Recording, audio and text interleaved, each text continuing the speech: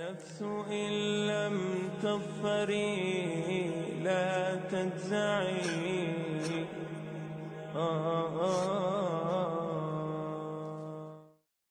مرگ چیزی هست که از او احد نمیتونه که انکار بکنه. مرگ چیزی هست که بخوای نخوای یک روز به سراغت میرسه. الله متعال در سوره نساء میفرماد اینما تکونوا یدریکم الموت ولو کنتم فی بروج مشیدة. در هر کجایی که باشید مرگ به سراغ شما میرسه، ولو که در برج های بلند باشید مرگ به سراغتان میرسه.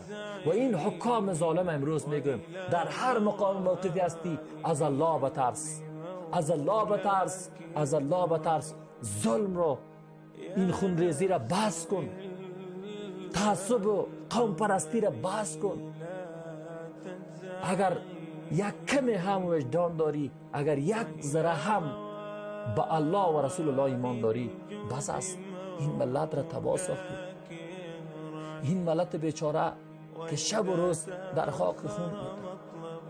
از هر خانواده که ما شما سراغ میگیریم فرزندایشون از دست بود.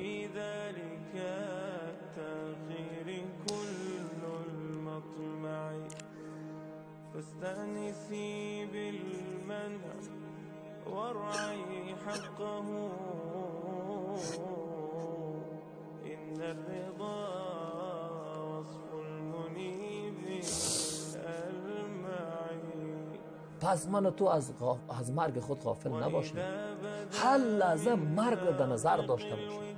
اگر من و شما هر لحظه مرگ را در نظر داشته باشیم، این را بدانید که هرگز به گناه رجوع نمیکنیم، هرگز به برادر و خواهر مسلمان خود ظلم را روادار نمی باشیم.